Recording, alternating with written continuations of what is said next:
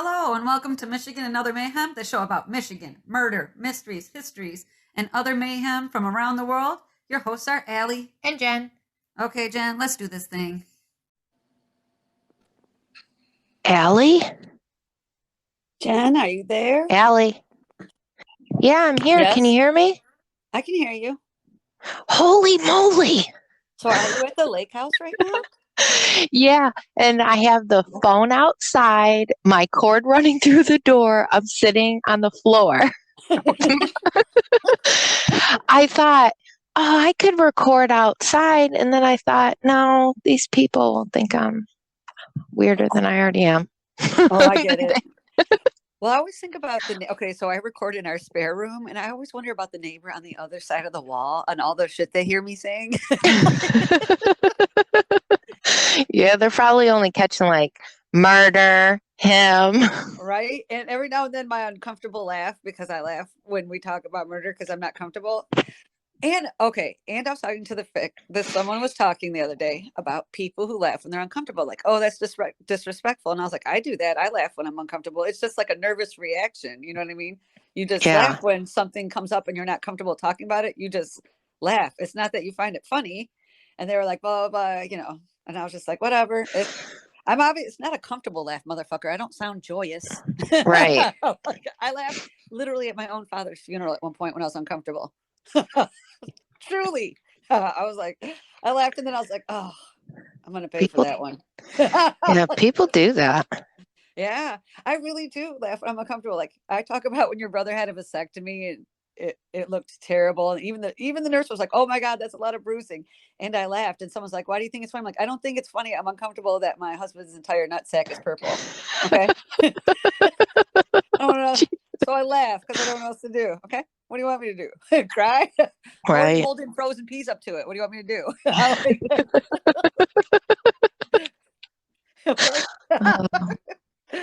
But what are you going to talk about today? I'm going to talk about the murder of Stacy Chahorski, Chahorski. Okay. What are you talking about? I'm going to do cases that were solved without DNA. Yeah. Oh. Yeah, no DNA involved, but cases solved. I've got two stories, actually. One about a woman who is whose sisters report her missing, and another about a murder that was solved without DNA. Well, pretty sure it's solved, but I'll let you know. Okay. You want to go first? You want me to? I think I went first lately, so you go ahead and go first. Okay. December 16th, 1988, a woman's body was found on the embankment of Interstate 59 in Rising Farm, Georgia, which is about 30 minutes or so from Chattanooga, Tennessee. Okay. During the investigation, they believe the woman was not killed there, and there was no identification. They estimated her at about 25 to 35 years old. Wow. DNA was collected, but no matches were found, and no missing persons reported matched the woman's description. So the case went cold, and over the years, the case would be revisited. In 2000, they sent DNA to the FBI, no match. In 2015, they did a clay rendering of the woman, still no solid leads. On March 24th, 2022, may I just say something? I am so proud of them for still going. You know what I mean? Right. And for trying different things. They tried this, they tried that, they try a bigger search, they try a clay bust. You know what I mean? Yeah, and they went even further. Okay. So on March 24th, 2022, the mystery of who the woman was would be solved. The woman was Stacy from North Shores, Michigan. Based on MLive News reports, Stacy was reported missing in 1988 at the age of 18. Oh. So I thought that was interesting. Did they why they thought she was 25 to 35 then? I couldn't figure it out. But okay. If it was closer to now, yeah. I would say I can see where they could get it wrong, because I just think kids nowadays look a lot older. I feel like when I was younger, I looked 18. Right. Maybe it was that it could be one. Maybe she led a hard life, because sometimes people do look older when life's been a little rough. Or maybe there was like some decomposition, and because what year was she found? In the 80s? Yeah, 88. Oh, the year she went missing. Oh, okay. So yeah, I was gonna say also it's 1988. They don't have the good forensics we have right now. Yeah. Yeah. So she went on a cross-country road trip. The last time she was heard from was in September 1988, when she called her mother. Stacy told her she had plans to travel from North Carolina to Flint, Michigan, and then from there to Muskegon County. Okay. Stacy's mom would report her missing to the police in January 1989. The case would go cold, of course, and North Shore police would revisit the case. Based on polished news report station, police collected DNA from Stacy's family in 2010. Working with the FBI, they found no matches. And a few years later, they turned to a private lab who specialized in helping identify remains. Oh my gosh. And that's what would lead to solving the question of who she was. And now the police have turned their investigation and put efforts into finding who murdered her. Honestly, this is the most I think I've ever called in all the times that we've done this, which is over 100 times, of to both the police and the family putting in all this effort trying to find their lost, family member. Like, wow, they've done a lot. Yeah. And I was interested if Stacy's mom was still alive. And I did finally took me a while, but I did finally find a news article that said that the police had reached out to her and let her know. So she's alive. So her mom does know. Okay. Yeah. And I also read in a Georgia Law News article, about at the same time they identified Stacy, they identified another woman who they confirmed was the victim of Samuel Little. So this woman was found, I believe, in the same town. I don't know if it was in the same spot, but like the same general area. Yeah. And so they confirmed that she was the victim of Samuel Little, which was a serial killer who confessed to murdering 93 women between the 70s and 2005. Yeah, that man is terrifying. Yeah, which 60 of those of the 93 have been confirmed he was involved in.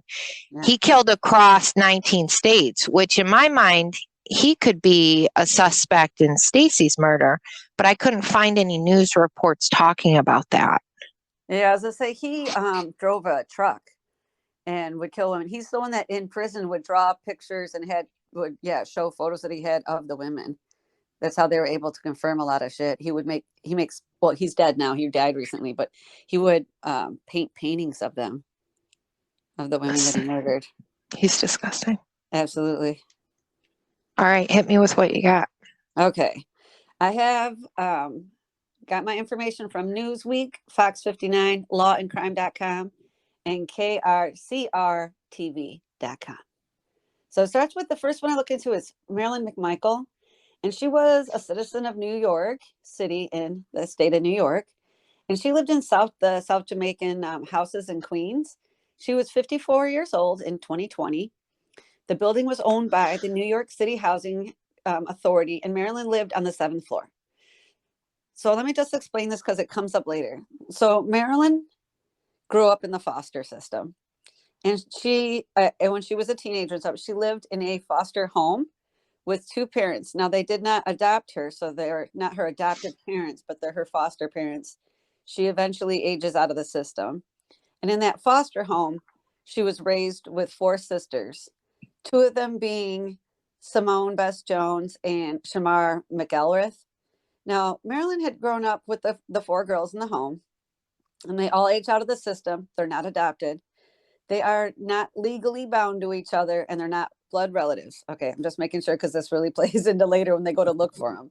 The police are Okay. like, you guys are not actually related. So, according to the two sisters, Marilyn had a history of what they referred to as emotional problems.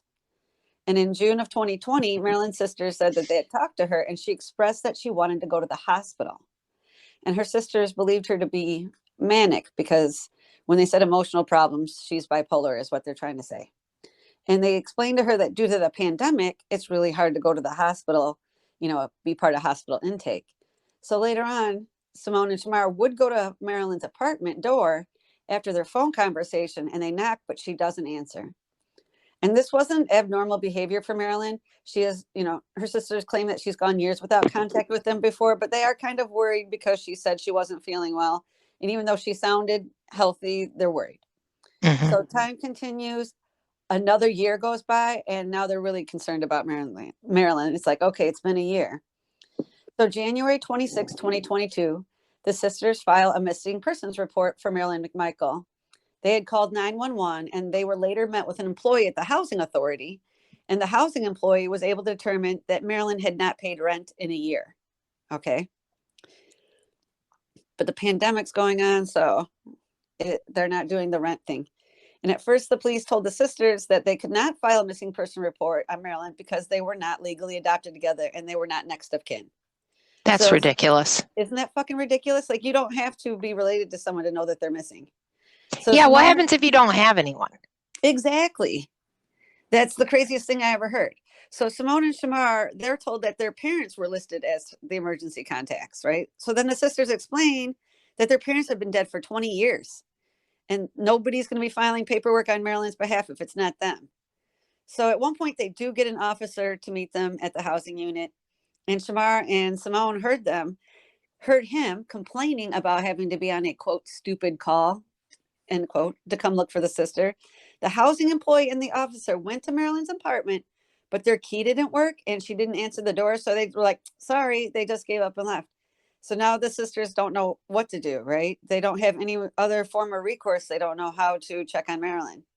I just want to So, let you know that if yeah, that was you, I'd just bust in. I honestly would have tried to kick the door in. Like they would have to come and get me for breaking and entering. Especially if you'd been gone for a year and you hadn't paid rent for a year, I would know something was wrong. You know what I mean? Right. So what happened to Marilyn became unsolved. It remained unsolved until April 26, 2022. And that's when construction workers had set up scaffolding outside Marilyn's building to do some work. Marilyn's curtains had been drawn back and they were able to see her skeletonized body lying on her bed. And the medical examiner said it would take like 4 to 6 months for Marilyn's autopsy to be complete. And the cause of death can't be determined until then. And they think that the rent pause during the pandemic helped keep Marilyn's death like an unknown secret, as the late rent wasn't being actively pursued. Because I feel like normally someone would have probably broken in and evicted her. Hmm. But yeah, she was found by construction workers. And I Wow. feel so bad for the sisters who really tried everything to, get to get to their sister. And at one point, there was literally nothing they can do to find her, even though they knew that she was, signs point to trouble. Yeah. Yeah. So now I'm going to tell you about, lightly worse one. This involves murder, but it is I would consider it solved. We'll see. And so Frank McAllister, he was 19 years old in 1993, and he was living in Redding, California with his girlfriend, Donnell Tate. And Frank was his mother's only child. He had recently been in a car accident and he received this payout of close to like $5,000, which in 1993 is good money, let me tell you. So it was. One night after the payout, Frank borrows Donnell's car and he leaves the apartment. So Donnell called the police May 7th, 1993, the next day, to report Frank and her car missing. Her car was discovered that day after the report was filed, but Frank was not. Now, Donnell's car was found abandoned in the Costco parking lot in Redding, California. It had a large amount of blood on both the interior and the exterior of the vehicle. And police looked into who were the last people to be seen with Frank. Frank had been seen with Brian Hawkins, who was 19 at the time, and a brother and sister. Shanna Culver was 17 years old in 1993, and her brother Curtis Culver was 21 years old. When investigators interviewed the three people, they claimed that Frank had given them a ride and he dropped them off at Waterwork Parks. Frank then drove off and they never saw him again. And without any further information, the case goes cold. April 13th, 1994, a hiker found skeletal remains near Grace Lake, and they were determined to be Frank's. And an autopsy reveals that his throat had been cut. But still, after that, no further progress on who might have done it. 25 years later, in early of 2018, Brian Hawkins contacted a California-based affiliate of ABC for an interview. He would confess to the murder of Frank McAllister a quarter century earlier on live TV. So Brian explained, quote, "I'm going to turn myself in next door at the sheriff's department for a crime I was involved in years ago," end quote. So Brian explained that his religious faith and sense of guilt pushed him to confess. So he believes that confessing to the murder is the closest thing to right that he can do now that the murder has occurred. And in his confession, Brian implicated siblings Shanna and Curtis Culver. So according to testimony, the three of them heard that Frank had a lot of money and that he was looking to buy a large quantity of meth so that he could turn it around and sell it for a profit. Now, Brian, the original confessor, said that they were going to take Frank to Shingletown for a pickup when Shanna brought up murdering Frank and taking his money. Now, he didn't believe her initially, even when Shanna showed Brian that she was carrying a knife. So Brian thought she might try to stab him if they robbed him, but just not kill him. He didn't think that killing was on the table. The four of them pulled over and talked for a few hours, and then they attack him. So Shanna gives the knife to Brian, but it's ultimately Curtis who stabbed Frank first with a different knife when they sat in the car. Curtis stabbed Frank in the neck while he was sitting in the driver's seat. Frank gets out of the car, he walks a few feet, and then he goes down on his back. And it's then that Brian straddles Frank and he repeatedly stabs him in the neck with the knife that Shanna gave him. Shanna and Curtis stood there until Brian stopped. And when Brian did stop, he believed that Frank was dead. But Curtis still pulls Frank's body across the ground and in front of the car where he drops a large rock on his head. The three, I know. It is just so terrible. And I feel like, Frank didn't do anything. You know what I mean? Right. The three murderers then climbed into Frank's car with Brian at the wheel and they drive off. They left the car in the Costco parking lot where it would later be found. And the three of them then took a taxi cab back to Curtis's apartment. So Curtis and Shanna had taken the money off of Frank. And when they gave several $100 bills of that to Brian, there was blood on the money. And during the interview, Brian was often emotionally upset over the murder. He was shaking and crying at times, and he does turn himself in immediately. When investigators follow up with Curtis and Shanna, their stories mostly matched. So Curtis claims that he was not the one to initially stab Frank. Curtis said that Frank started acting up in the car and that he held the knife out to Frank in fear and that Brian pushed Frank's neck forward onto the blade. Yeah, he was just holding it out. It was Frank that did it. Brian pushed Frank's neck. Yeah. So Curtis said, though, he dropped the rock on Frank's head as a mercy killing, just in case he wasn't already dead. He didn't want Frank to suffer. He also claimed that it was Brian who took the money and divvied it up. Now, Shanna, she confesses to nothing. She is keeping to the original story, which is the three of them were dropped off by Frank, and then he was murdered by somebody else. And due to Shanna being 17 at the time of the murder, her case is being processed by the juvenile court system. So right now, Curtis Culver is facing up to 35 years in prison, with Shanna Culver being eligible to serve 20 years in prison. And Brian Hawkins is looking up to 25 years in prison. And they should each be sentenced sometime in 2022. Wow. I know, isn't that crazy? That would have gone unsolved if not for Brian Hawkins' guilt.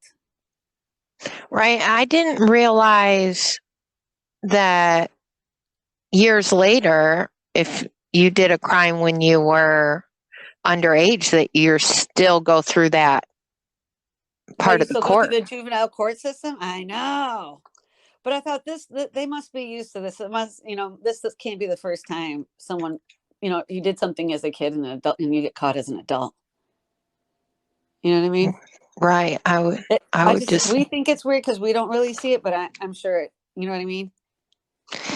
Yeah, it's interesting that, okay, you got two people here telling the story. Their stories are similar. And then you're just almost going to go, nope.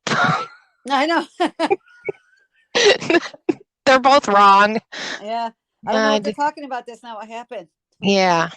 And actually, for my next one, I'm going to tell you about another case solved. It's actually without DNA. It was a kidnapping and most likely a murder case that these guys get together decades later to solve their friend's kidnapping.